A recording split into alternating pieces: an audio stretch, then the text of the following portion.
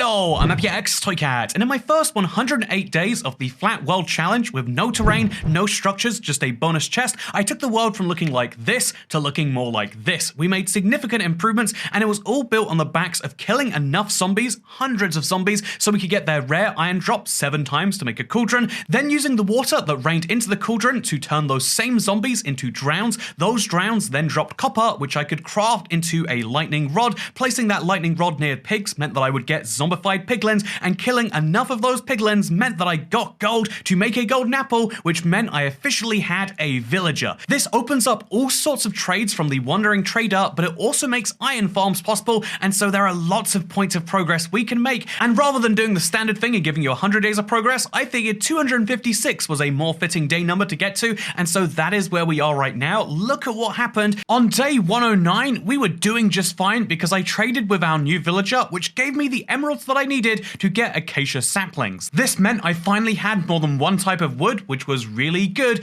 And then on day 110, it got better again because I got another iron ingot despite not going for it. And I also decided to clear some space for the new village, which was going to be built around this single villager and his soon-to-be friend. I'm still so bitter about the fact that I needed 2 golden apples or 16 gold ingots, and I ended up with 15 ingots and 8 nuggets, but there's nothing I can do about that right now, so I'm just going to prepare for the village and wait for thunder. And while I'm doing a little bit of that waiting, I figure, why don't we use some of the creepers which are spawning to clear out an area? I think going down to bedrock is a really fun way to stop mob spawning, and it also adds a significant barrier between the village and any perhaps ghouls that might want to spawn and cause them harm. This, of course, entirely different to my pig farm, which I get going on day 111. I also made a drive-through with a pig and a llama. Okay, you know, I prepared this for witches, but it never really worked, and I kind of like that there's just a little restaurant working over here. Make a sign and name the restaurant Pig Donald's and Llama. See, Pig Donald's, you almost had something on that. When you add the llama, I feel like you dilute the quality of that joke a little bit too much. On day 112, we treat ourselves to an oak tree, in fact several oak trees, and I know that if I grow these trees around flowers, eventually a beehive will spawn, and it does. Aha! Beehive! And after a couple of flowers, I officially have a baby bee. This is adorable, and it's going to be useful for helping the crops grow, because that's going to be useful for getting those emeralds in, which I obviously do a lot of trading through these days, while also using day 113 to make some new villager houses. I decided to use mud for the floor because I obviously had mud blocks. If you're curious as to why, it's because I played this on the preview. It's the only way to make a flat world in survival during one of the weird betas, and it just so turns out that I also get access to mud, and maybe, if you're lucky with the Wandering Trader, some mangrove too. Obviously, none of that's going to spawn naturally in this world, but you know what does spawn naturally in this world? Pigs. We keep on breeding them every single day because we need as many of these to be hit by lightning as possible. I only need 1 gold nugget, but I'd really like to get more than 1 villager converted and some extra gold for some fun projects, so I feel like this is an important thing. Just like how I feel like it's important to buy every weird item I can from the Wandering Trader, and so on day 114 he comes over with some podzol, and I purchase it so I can add it to my museum, which will house every single block we can obtain in Superflat later down the line, obviously after day 115, and this is a day that makes me not want to be alive because phantoms start to attack us, and a creeper blows up our Acacia Village house. No! Fortunately though, this is the day I open the locator map and we get to see the world from above, although it's a pretty poor angle. On day 117, I continue as I have been, building the pathway and the villager hut, which will eventually house a little community of villagers who all give me things in exchange for money. Don't worry, it's not slavery, even though they're going to be contained in these little huts, because they're going to be willingly participating in economic labor. And speaking of economic labor, on day 118, I take the biggest form of labor I can, which is building a staircase going all the way up to heaven. However, I do happen to fall off it because I was a little bit uncoordinated, and so I die, losing my bow, which had a curse of vanishing on, and this was such a silly, avoidable death. But I want to share with you the deaths of this because there's so many of them, but it's totally fine. In a flat world, dying is fine as long as you're moving forwards on the progress, like we do on day 119, because I do manage to get a mangrove propagule from the Wandering Trader, which means now I can start building with mangrove wood for the first time ever, just because of the weird circumstances of this technically being a 1.19 preview world. Again, not intentional, not what I was going for, but very fun anyway, which brings us on to the next day. I decided to go fishing for some new favorite bows, and while I did so, the mangrove tree grows, which is exciting. The unexciting thing about today is that I got a bow with nothing but a curse of vanishing on, as if to taunt me for my previous death, and so I take this into account when I continue my staircase up a lot more carefully than I did before. So on day 121, I have some fun making a trench, with the idea being I need Enderman to pick up a grass block so that I can have it for my museum, because my museum is really important. So important, in fact, that in between all of the placing mud and pathways of the next day, I decide to murder a wandering trader, knowing that another one will spawn slightly sooner, and that we'll be able to get new blocks and new options which are previously inaccessible. On day 123, I fix a problem that was caused by me, and my god, is this a big one, but I took care of the pigs by the end of it, which is why on day 124, I could finally start a mega project. This is my favorite part of the Minecraft survival experience, when you have a ton of blocks and you can start using them in silly ways, and I decide this world is awfully flat and it needs some trees, and that is something that I can fix by planting all of these dirt blocks in the ground. Today, also, a creeper exploded and not only killed me, but also freed our only villager that I'm trying to protect so hard, and so day 125, I desperately race to put him back in his place, and I also, luckily enough, buy some dripstone from the wandering trader alongside some coral, making the world feel just a little bit more alive every single day, including with these dirt trees, by the way. And day 126 is all about continuing that fix, for the flat terrain that is, by building more dirt trees until lightning strikes, and my god is this exciting, because I'm finally going to be able to get that final nugget. However, a few minutes into killing zombie piglins, I notice that the lightning has been destroying all of our loot, because of course, if it is striking in a wide enough area to turn pigs into piglins, it's going to be striking in a wide enough area to turn piglin loot into nothing, and so we got very few gold nuggets for something we've been waiting so long for, but that's totally fine, because we are going to use the little gold we have, just the extra gold nugget, to make a second golden apple. And so after trying to improve the lightning chamber so that next time round I'm not going to lose as much loot, I decide to go and start the process of converting a zombie villager into a villager. This is going to take me no time at all, I say on day 127, and then on day 128 I make a few dirt trees and look for zombie villagers and find not a single one. Seriously, a whole 20-minute real world, one Minecraft day, I found 0 zombie villagers. What are the odds? They're not that rare of a mob spawn. However, on day 129 I build some more dirt trees and I trade with the wandering trader to get another tropical fish. I decide to name these ones Slodgy and Pixel. I'm very good at naming mobs here. And I also kill a pillager patrol, which means I accidentally started a raid. However, at least I did find a zombie villager tonight, and so I put him in a boat, and although there is a raid going on, which is very scary, everything else is going very well. And so what I do is, oh no, day 130, the zombie villager actually burnt. Luckily, that night I do get a zombie villager, and then he gets blown up by a creeper. No! Creeper! And then later that night, I get a witch together, and the witch kills me too. This is not my day. This is getting me very frustrated because all of the things I keep putting together despawn. So on day 31, I do something you're probably not used to, and I actually sort out some chests, while also getting some high quality cooked pork chops with the fire aspect sword. And then on day 132, I get something cold and blue. That's right, it's blue ice. I can only buy up to 6 of this, so I'm not going to be making any blue ice pathways anytime soon, but it's still so cool to get an item that is otherwise so unobtainable in this world, as the stairway to heaven will eventually prove. But in the meantime, I need to cure this zombie villager, and so I continue to try and I continue to fail. On day 133, fortunately I have a breakthrough because I get a witch in a boat and everything's wonderful until a creeper blows up and everything despawns again. On day 134, you can see this issue at its finest. Look at the 5 zombies and the creeper surrounding the zombie villager. They know that I only want this guy. Fortunately, I managed to outplay this and I managed to make this all work, but still no success. On day 135, we get the witch again, and the witch is killed by a spider in the boat. This is where I started to get not just a little, like frustrated, but I'm getting actively angry at Minecraft mechanics. Like, why would a witch start a fight with a spider? But she does. On day 136, we have to hunt for a witch again. Seriously, I cannot explain to you how long it's been since I got this gold and how many nights I've spent trying at this. This is driving me crazy, but on day 137, I have a witch and a zombie villager in a boat close enough together that I can stand between them and pray that the the witch doesn't kill me. And you know what happens? On day 138, we finally cure a villager, bringing our total villager count up to 2. Do you know what the amazing thing about 2 is, especially in Minecraft, is on day 139, we can use this to create a brothel, a breeding house. And the breeding house is going to be where we get all the baby villagers from. And we also decide now is finally the moment where I should finish off this raid. And it's a little bit scary, but I do get some iron swords as loot. And then there's a ravager that spawns and it looks a little worrying, but as you can see, I've got this. On day 140, I realized the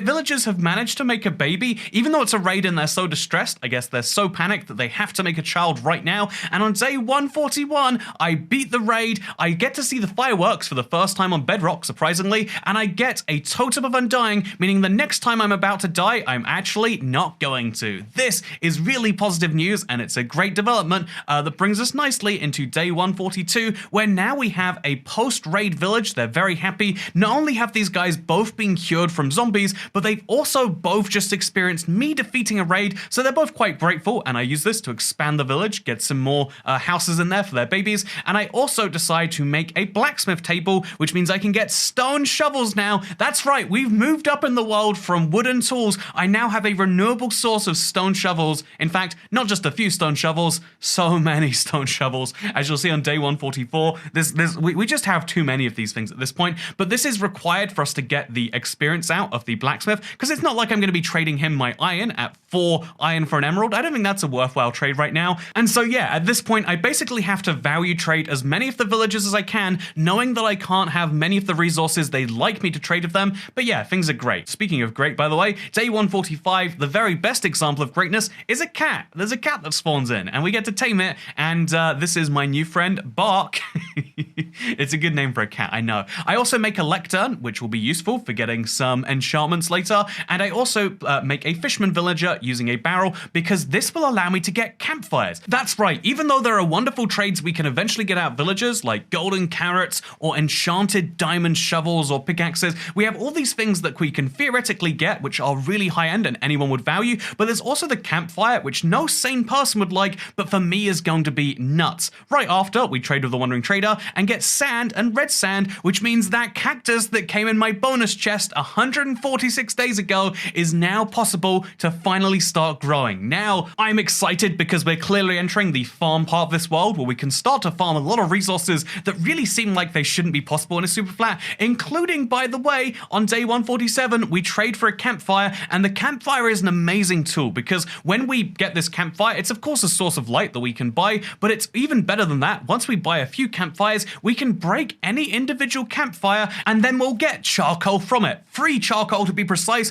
which means that we can make 12 torches for every one of these campfires. But what we can also do is, if you look at the recipe for the campfire, we can then make 3 separate campfires, as long as we have 9 wood to go along with it, which also all eventually going to burn. This means that we can effectively use charcoal to farm charcoal, which means that even though there are no furnaces in this world, I now have access to a renewable source of light, and I guess if we wanted it, fuel for a non-existent furnace. But yeah, we have torches and we have campfires covered for as long as we want them. And so on day 149, you can see my little campfire lineup. My idea was that, well, if there's loads of fires here, the mobs won't be able to get through to the villagers. Then I realized on day 150, I'm going to build a trench too, because this would actually not work by itself. Otherwise, the zombies are just going to be lit on fire as they run towards the villagers. And I guess I learned the lesson that you can't solve all of your problems with fire. On day 151, I'm just enthralled by this village. I need to do a lot of farming so that I can trade with the villagers, get those emeralds that I need for those sweet campfires, those sweet stone shovels, but also for day 152, getting shears. That's right, you can trade with a shepherd and he'll give you shears, which now mean that we have access to one of the greatest things iron can make, at least for a super flat world where we don't have many blocks to build from. And also, it lightnings again, which means we get more zombie pigmen. Man, we are just having all of the luck all of a sudden. After such a brutal first set of days, I am feeling king of the world right now, which is why on day 153, I feel like I'm worth some cooked food, of which I use the campfires to get all the way up with no issues whatsoever. On day 154, I move my bees to where my farm is, or I try to. It doesn't necessarily work too well until day 155, which I move the bees on by destroying their home. Maybe they should have subscribed to IBX Toycat, huh? And I also find some weird update blocks on the mangrove trees. I don't know how they got there. It's a weird little quirk of this world that now we have update blocks in this world, but we also have, as of day 156, an expanded village and also made the farm a little bit better. In fact, I imbue Farmer Toycat for the next few days here because you know what I do on day 157? I farm, and then I farm, and then I farm, but I also get a diamond shovel, which is pretty nice. Then I do some farming, then I do some farming, then I do some farming, and a little more trading and fishing, and then I finally get back to expanding my dirt forest before doing everyone's favorite thing, a little bit more farming on day 164.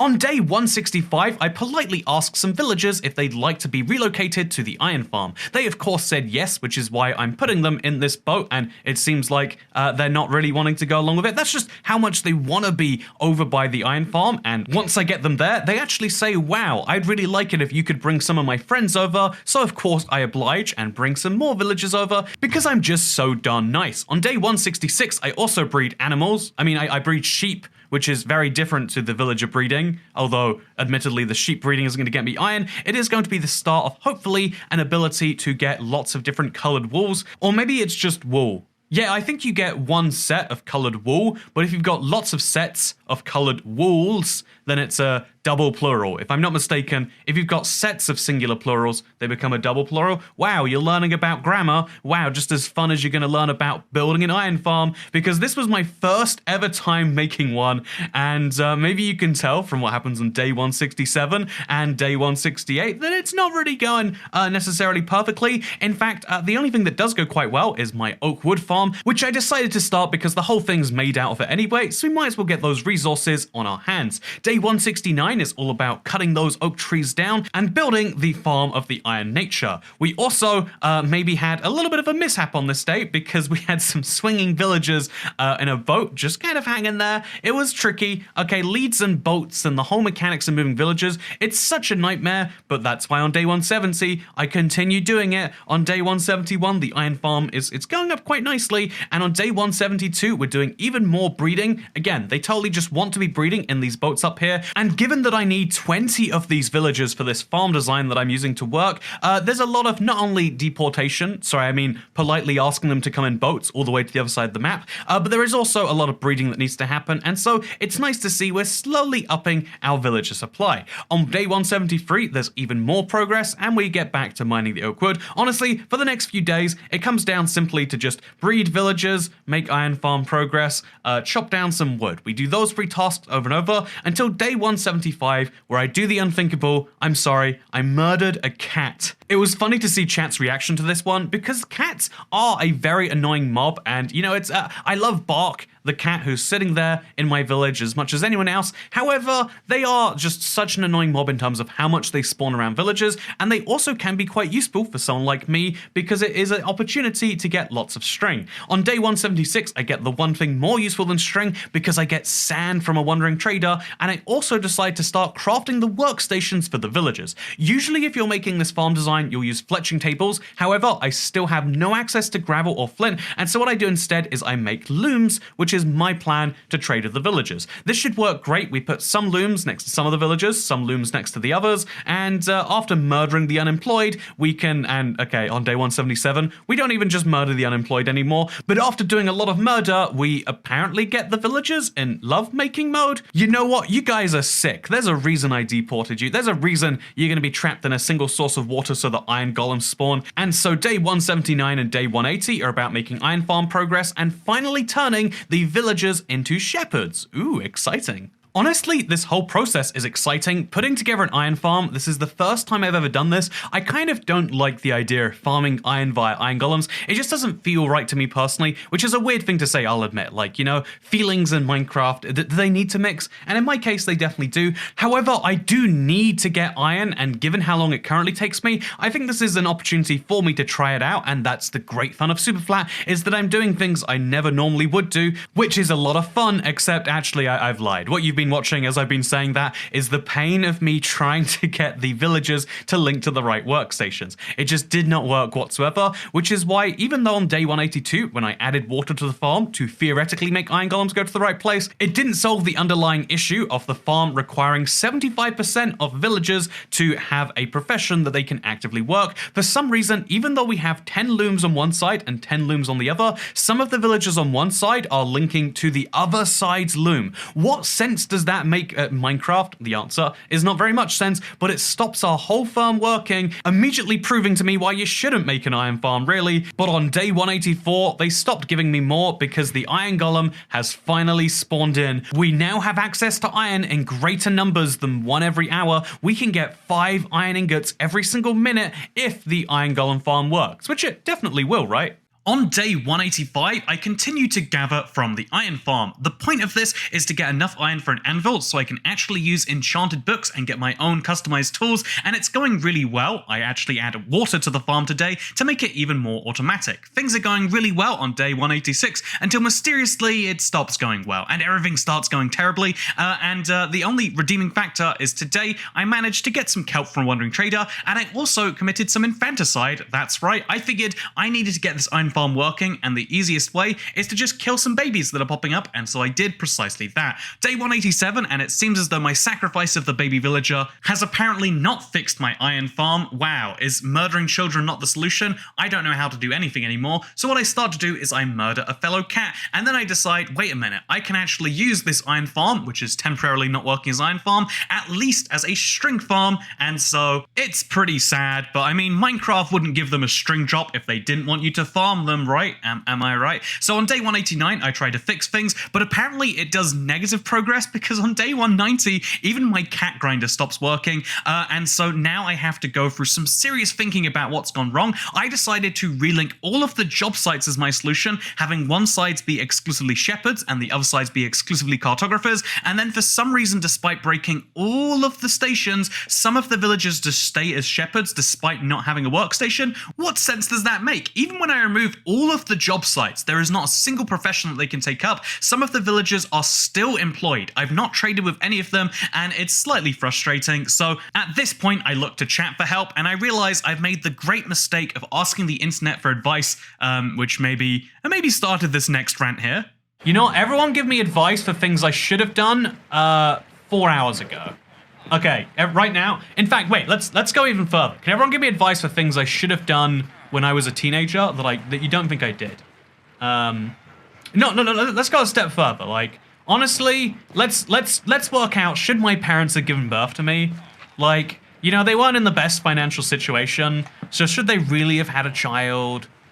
I'm gonna say no. I think this whole thing could have been avoided if my parents had just realized that contraception maybe was the better decision when you're age, 19. Fortunately, it seems as though this rant actually brought the iron golems back to life, because on day 195, I get the crucial iron golem that I need to get me to enough iron to make an anvil. That's right, I have now got enough iron to also make hoppers to collect the iron, and also, the string. But day 196 is also when my totem of undying is used up because an iron golem hits me just a little bit too hard, and so, now I'm not protected from death anymore. I decided to clean up the farm a little bit and remove any spawnable areas for the golems that weren't necessarily great, and so after I've killed enough golems, I now have for day 197 the ability to plant a rose garden, a very small rose garden, for the trophy to represent all of the iron golems I've killed. I also am very lucky this day because I get jungle saplings from a wandering trader, and everything is going my way, it seems, until day 198, where for some reason the iron farm breaks.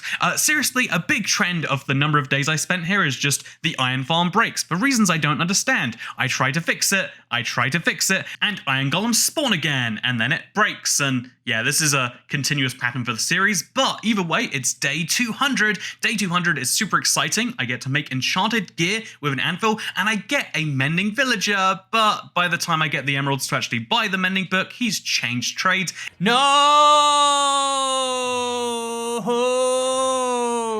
It's super unlucky, but fortunately that's the only unlucky event I say, before day 2 arrives, and what happens? A zombie makes it to one of my villagers and converts them. Man, that's never not going to be painful after the process we have to go through for each of these guys. But on day 202, it gets better because I try to get mending from a villager by breaking and replacing a lectern. I do this something like 100 times, so I'm pretty guaranteed to have mending, and no, I don't see it a single time, but I do start a sugarcane farm since I'm going to need so many books, and also since I can trade sugarcane into paper, into emeralds, I feel like it's a good, worthwhile trade. So on day 203, I expand the village, I make some moss, and the iron farm's broken again. At this point, I feel like I could not update you and just say, it's broken, it's broken, it's broken.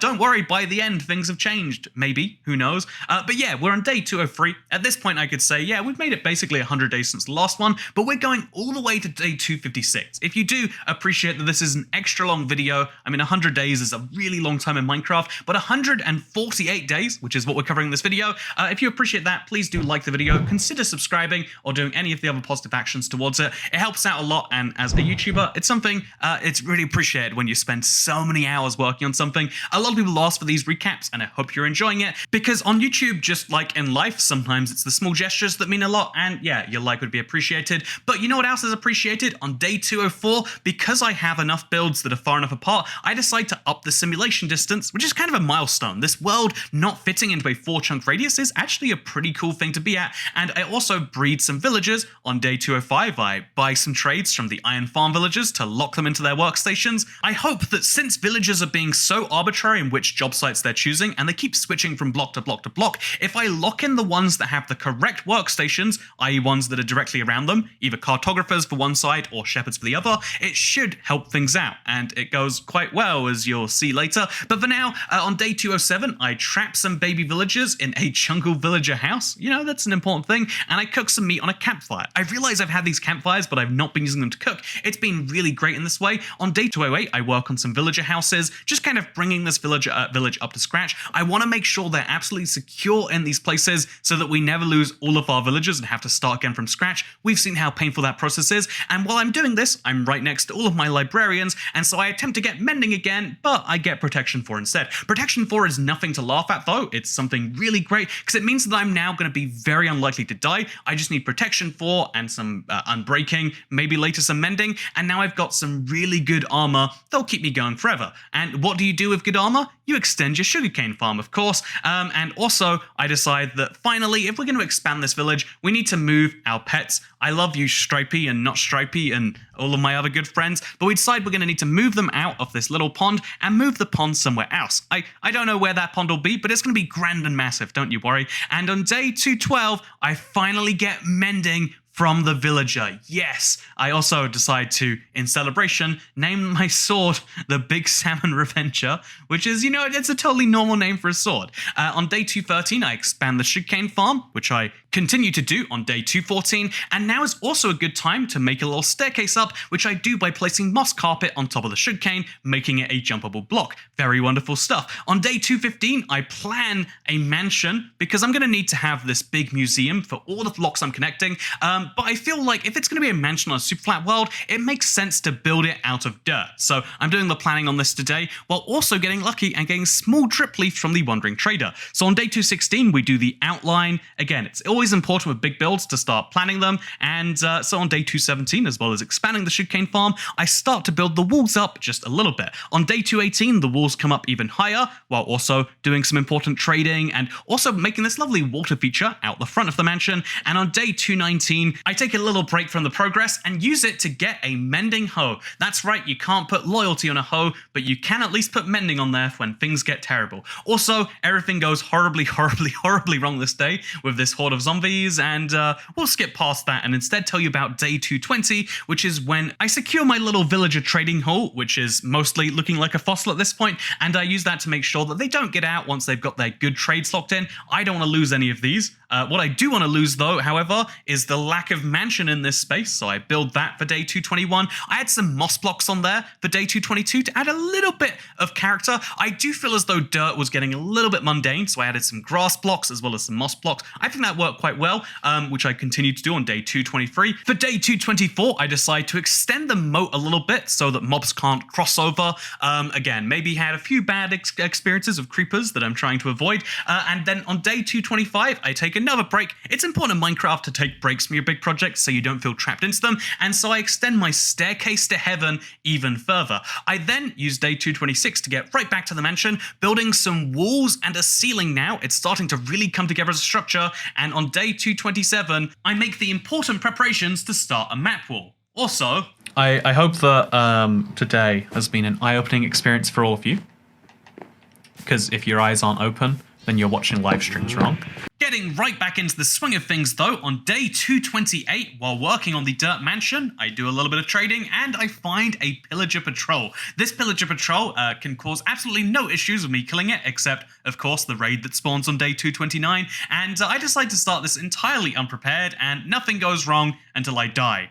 And yeah, that's all that goes wrong, don't worry. A witch actually gets a double kill, helping me out, and things are going very well until day 230, where I die for the second time in this single raid. Yeah, you know when I said protection would help me not die ever again? It turns out I was incredibly wrong about that, and I do eventually beat the raid though. I get this hero of the village effect, and everyone's very happy with me, and I hope that this leads to iron farm success. It doesn't. But on day 231, what I do end up with is some sugarcane farm progress, which is my favorite type of progress. A lot of people have been asking if I'm going to be making an insane sugarcane farm on this world too, and it's so tempting, but for now, I'm just going to be happy with what I have right here. On day 232, I fill out some maps and I get myself some meat, and I also decide to treat myself to a luxury since, you know, have you ever seen stripy grass in real life? It's a very fancy thing. I decided to put this out front of the mansion to show that this is a big old mansion with proper luxury grass using moss and grass to make that lovely 2 layers of green effect. I quite like it personally. I think it looks kind of strange when you can see the side, but we'll ignore that for now, and instead work on building the mansion some more on day 233. I also breed some pigs today, but on day 234 things get even better because I finished the map making. That's right, I decide I've got my 9 maps finished, and now I'm going to place them on the floor, because instead of making a map wall, which is the stereotypical idea, I feel like I'll take advantage of the new feature of placing item frames on the floor to make a lovely map floor. And I also decided that, you know what, if I'm going to have a map wall, I've got to write something on the map so that it can be seen, and so I write hello on the map, and I realize hello is so similar to help that I might as well have a help on there too, which is very fun. And so yeah, on day 235, I've completed the 3x3 map floor, which will absolutely not have any issues for me later on, except, you know what? The last 20 days of this video all come from the same live stream. I was just about to leave for America, where I'm recording this audio, by the way. And so yeah, I wanted to get as much Superflat in as I could before I left. And so I planned a 4-hour stream for just before my flight left. Except, you know what's crazy? And what happened is apparently something I did in the previous live stream broke the world. I spent over 30 minutes trying to work out what it could be. I copied world saves. I left the beta. I joined the... I did so many weird things to the world. And the thing that I discovered is that there is a bug which has been duplicating maps. There are thousands of map files saved in my world, and something about those map files is causing the world to crash every time I load it up. So by going into an inventory editor, which you shouldn't have to do just to load up Minecraft, but I went into an inventory editor, I deleted all of the map files, and boom, we now have saved our save. And yeah, so I killed some mobs to get some stress relieved, and our map floor is no longer, but it's the least of my issues. For now, I never want to touch a map again if it allows me to do what I want to do on day 236, which is bone meal some moss blocks so I can get even more of them to work on the museum lawn a little bit more. I also used day 237 to chop down some oak wood. I'm getting all of these fundamental resources in right now, and yeah, as this last 20 days goes on, you're going to see that my cognitive ability goes down a little bit, like on day 238, where I farm wheat and breed cows for leather. I mean, it's not the smartest thing I've ever done in the way I pull it off. But on day 239, I trade some pumpkins, get some floor work in. On day 240, I make the museum more decorative with more moss blocks. And I also decide to start an oak tree wall around our chunks. I'd just seen in a recent survival tour video what someone had done with making this wall of oak trees. And I loved it so much I decided I wanted to do it myself. And I had all these spare oak saplings. So I started working on this wall, which I think looks pretty good. I also chopped down more trees so I could get more saplings to work on this wall and use some of the benefits of that to cover the floor of our mansion in dark oak buttons. This sounds insane, but it will stop mobs from spawning, and it also, I think it has a weird, again, it kind of fits the theme of this world. We're using weird blocks you usually wouldn't expect because the alternative is too expensive, and I kind of like it. I don't know about you, maybe it's just me, but what I also like is when the creeper blows up in front of my museum. That is such a good time. I love it so much. You know when creepers explode and do so much damage and it takes a while to repair it? That is my favorite part of Minecraft, and yeah, obviously this is a big tragedy, but it is something that I can deal with relatively simply. I mean, I'm going to be honest with you, I was getting very tired at this point, and it took me a while to get it perfectly matched up, but I did do so. I also decided to use day 43 to add some pathway details to the museum roof. Again, it's all about trying to add some detail to what is effectively just a big dirt structure on some dirt, and I think it's going at least slightly well so far. I also used day 244 to work on the floor again, and then I use acacia buttons to show directions. Rather than having a dark oak floor, which is basically what I've been doing to this point, I decided to guide people around this big open empty, currently empty, I guess, this big empty museum room. I feel like the best thing to do is use these acacia buttons. And then I get hungry and I cook some vegetables. You know, you can see this stream falling apart right now. But on day 245, I do some more floor work. And on day 246, I eat those vegetables. It's pretty silly to watch this back. I'll be honest with you, because it does continue on to day 247. I was very hungry, and again, I had like only 4 hours of sleep planned out before a flight, and what was I going to do besides cook some asparagus on stream, I guess? And so yeah, I also do some trading pumpkins while working on the floor today, and on day 248, you know what I finally do? After so long of mentioning the stairway to heaven, my stairway finally reaches heaven, and by that I of course mean build height, which, I mean, I guess that's several thousand blocks below heaven, but either way, I'm finally at build height. This is very exciting for me, and you know how I celebrate? I jump all the way to the bottom. Yeah, it's a fun feeling. Anyway, on day, it takes a surprising amount of time, right? Anyway, on day 249, I gather some leather, I get some trading for enchanted books, and I work on the museum roof and floor works. I've decided that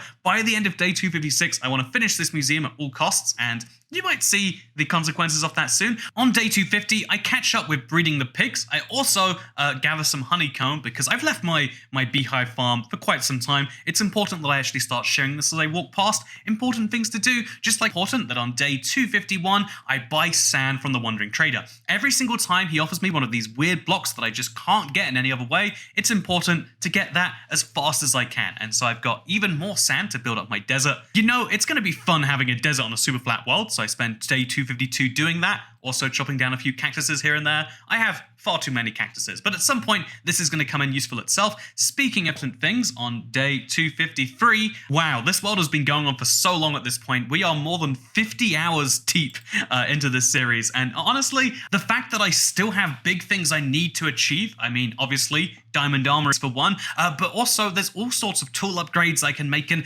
it's just very fun to me that like after such a big length in a series, we're still working on these big things because it's so much harder, but that's what makes it rewarding in a way, which is why it's so great that on day 253 and day 254, as I work on the museum and get it almost done, I start adding lighting under the floor even, because I realize that covering the ceiling up is going to make this happen, that I'm starting to have this big goal, this big idea that was just something in my head 50 days ago, slowly come into fruition, and for day 255, I actually plan to make a fish tank in the center of the museum for our fishies. I mean, we're going to be collecting all of the tropical fish, of course, and one of the issues of this, however, is I don't have any glass. I could smelt up my sand, but I don't really want to do that, so instead I find a librarian who will trade glass for emeralds, and now I just need a lot of emeralds, and I can finally make the fish tank. That's just a plan for now, however, because I want to focus on finishing the building, so I finish off the roof and the walls, and we now have a functional and finished dirt mansion museum. This is going to be the place I'm going to be filling with every single block that I can find in survival. It's going to be a wild time, not only getting all of the upgrades I need for myself, but also trying to find every single unique block and item that is obtainable in a super flat world, but that's what I'm going to be doing in the next 100 or so days after this. And if you want to watch any of this, if you've enjoyed the kind of brief highlights, but you want to see more of these, obviously you can watch all of the live streams on full here on YouTube. I've got a playlist I'll link down below, but also I'll be streaming more of these starting the week after 1.19 comes out. Obviously, I'm going to be very focused on the wild update for a bit, but after the update is fully released, I think it'd be a good time to have some fun, and so that is exactly what I'm going to do. Anyway, I hope you'll enjoy this video. If you have, then like it, favorite, subscribe, do anything you do to videos that you like, and I'll see you in the next one.